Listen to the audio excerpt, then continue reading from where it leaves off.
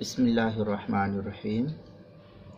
بعض حضرات کا اصرار ہے کہ آپ عورتوں کی نماز کے تعلق سے تکبیر تحریمہ سے لے کر کے سلام پھیرنے تک مکمل بحث کو تھوڑا تھوڑا کر کے ہمارے سامنے دلیل کے ساتھ بیان کر دیجیے تاکہ ہم اس مسئلے کو اپنے گھر کی عورتوں کو بتا سکیں۔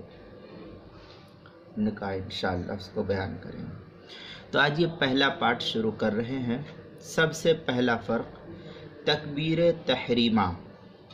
عورت تکبیر تحریمہ میں ہاتھ کہاں تک اٹھائے گی اور مرد حضرات ہاتھ کہاں تک اٹھائیں گے، حدیث میں اس کا کیا ثبوت ہے اور یہ حدیث کہاں بیان کی گئی ہے۔ سب سے پہلے تکبیر تحریمہ۔ مرد اور عورت کی نماز پڑھنے کی ہیئت میں پہلا فرق یہ ہے کہ وہ تکبیر تحریمہ کے لیے ہاتھ زیادہ اوپر نہ اٹھائے۔ وہ سے مراد عورت۔ ہاتھوں کی انگلیاں کاندھوں تک اور ہتھیلیاں چھاتیوں تک ہو۔ اب دیکھیں اس کو عملی شکل میں۔ یہ ہاتھ ہے، اس ہاتھ کو اس طریقے سے عورت کی جو چھاتی ہوتی ہے، عورت کی چھاتی اس طریقے سے رہے اور یہ انگلی یہ کندھوں تک ان کے رہے۔ تو انگلیاں کاندھوں تک اور یہ ہتھیلی کا جو یہ حصہ ہے، یہ حصہ ان کی چھاتیوں تک رہے۔ لیکن اس کو یاد رکھیے کہ اوپر جو عورت کا دوپٹہ یا اسکارف وغیرہ ہوتا ہے، اس اسکارف کے اندر ہی عورت اپنے ہاتھ کو رکھے گی، باہر نہیں نکالے گی۔ عورت اپنے ہاتھ کو اندر ہی اندر اس طریقے سے نکالے گی اور اندر ہی اندر ہاتھ کو اس طریقے سے اٹھا کر کے اس انگلی کو کندھوں کے برابر اور اس ہتھیلی کو اپنی چھاتی کے برابر رکھ کر کے ہاتھ اٹھائے گی، اللہ اکبر کہتی ہوئی ہاتھ کو باندھ لے گی۔ یہ پہلا فرق ہے۔ مردوں کے لیے اس طریقے سے نہیں ہے۔ مرد حضرات ایسا نہیں، بلکہ مردوں کے لیے یہ حکم ہے، اس طریقے سے مرد حضرات اٹھائیں گے اور اس طریقے سے بھی ملتا ہے۔ بہرحال ابھی مردوں کا مسئلہ نہیں ہے، اس لیے اس کی دلیل نہیں دے رہا۔ عورتوں کے لیے اس طریقے سے اٹھائے گی جو میں نے ابھی بتایا۔ اس کا ثبوت کیا ہے؟ کہاں لکھا ہوا یہ ہے اس طریقے سے اٹھانے کا؟ جی، اس روایت کو معجم الکبیر للطبرانی کے اندر لکھا ہے۔ چنانچہ حضرت وائل ابن حجر رضی اللہ تعالیٰ عنہ سے حدیث مروی ہے، کہتے ہیں قال لی رسول اللہ صلی اللہ علیہ وسلم یا وائل ابن حجر اذا صلیت فاجعل یدیک حذاء اذنیک والمرأة تجعل یدیہا حذاء ثدییہا۔ ثدیٌ عورت کے پستان کو کہتے، چھاتی کو کہتے ہیں۔ معجم الکبیر للطبرانی حدیث نمبر 17497۔ اور اسی طریقے سے کنز العمال کے اندر اس حدیث کو نقل کیا ہے، حدیث نمبر 19640۔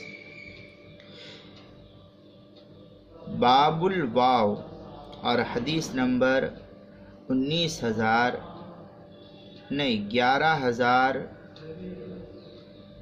حدیث نمبر 19640 نمبر کی یہ روایت آگے بھی اسی کے اندر نقل کیا ہے۔ اب اس کا ترجمہ کیا ہے؟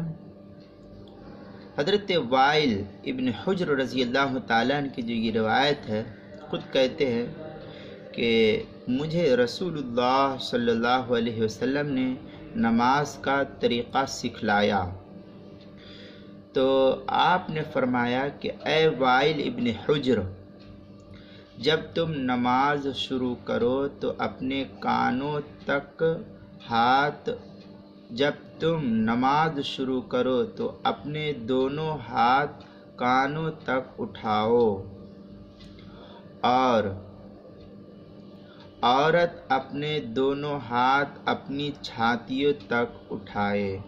یہ روایت بالکل صاف ہے عورتوں کی نماز کے سلسلے میں کہ عورت اپنے ہاتھ کو کہاں تک اٹھائے۔ آپ صلی اللہ علیہ وسلم نے خود کہہ دیا دونوں ہاتھ کانوں تک اٹھاؤ۔ مردوں کے لیے یہ صورت اور عورتوں کے لیے یہ صورت، یہ جو چھاتی کا حصہ ہے یہ حصہ اس طریقے سے یہ رہے گا۔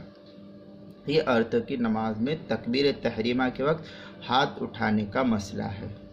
اس کو میں اور صاف کر کے دکھاؤں تو یہ صورت ہے، یہ اس طریقے سے جو ہے عورت اپنے ہاتھ کو اٹھائے گی۔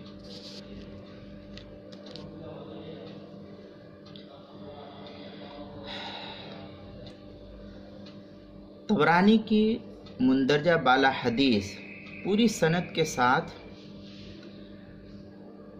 اس کو علامہ حیثمی رحمۃ اللہ علیہ نے بھی نقل کیا ہے مجمع الزوائد کے اندر۔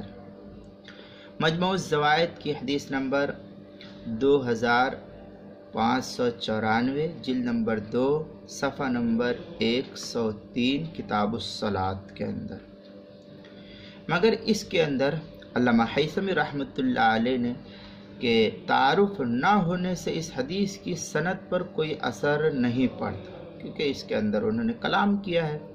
بہرحال لہذا اس حدیث کی سند معتبر ہے۔ حاشیہ اکمال الکمال میں ام یحییٰ کے بارے میں آیا ہے کہ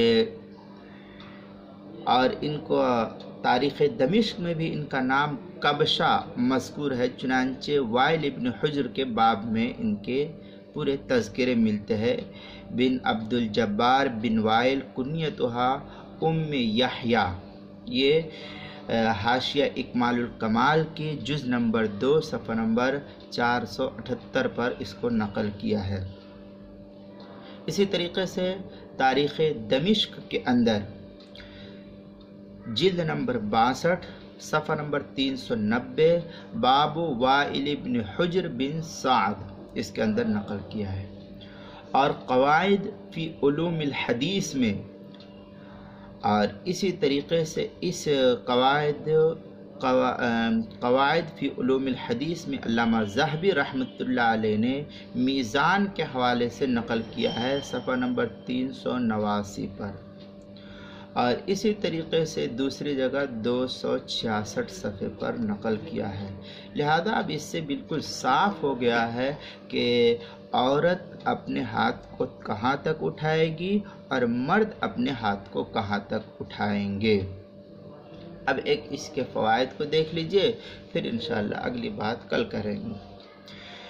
حضور پاک صلی اللہ علیہ وسلم نے نماز کا طریقہ سکھلاتے وقت مردوں کو کانوں تک ہاتھ اٹھانے کا حکم دیا اور عورتوں کو چھاتی اور سینے تک ہاتھ اٹھانے کا حکم فرمایا۔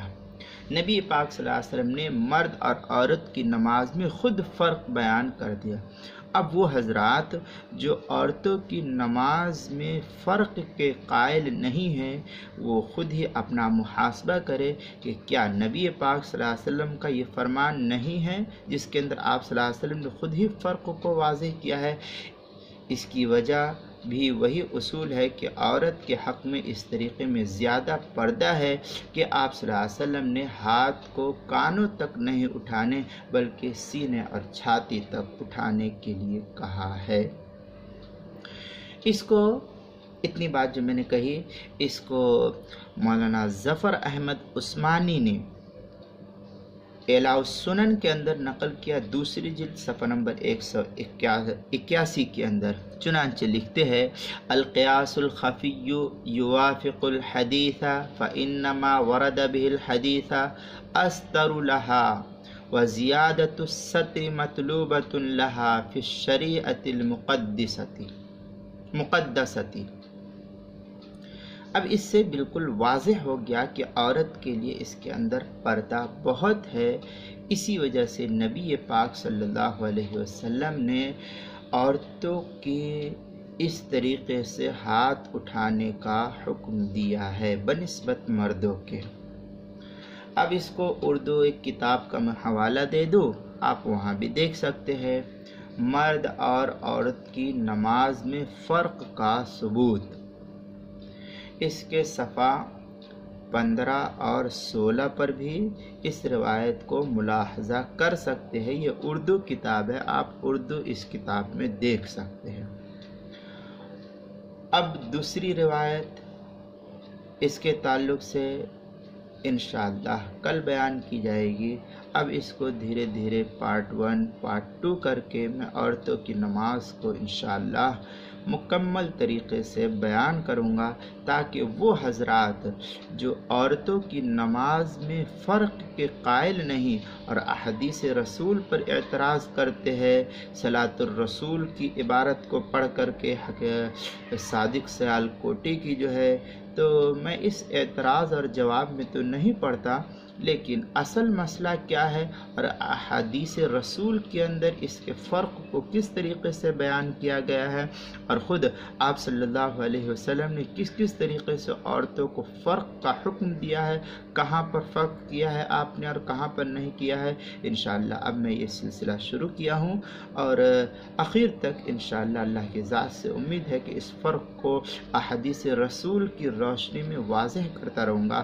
آپ حضرات اس کو اگر دیکھتے رہیں گے تو انشاءاللہ آپ کو نفع ہوگا، اور آپ اپنی عورتوں کو بھی اس طریقے سے کہیں کہ اس طریقے سے جو حدیث کے اندر آیا ہے یہ فرق بالکل صاف ہے، لہذا کسی کے ورغلانے میں نہ آئے اور جو صحیح طریقے سے نماز ہے اس نماز کو پڑھنے کی کوشش کریں۔ تو انشاءاللہ یہ پہلا پارٹ ہے، آئندہ میں پھر اسی فرق کے ساتھ دوسری حدیث کو تکبیر تحریمہ کی بیان کروں گا۔ السلام علیکم ورحمۃ اللہ وبرکاتہ۔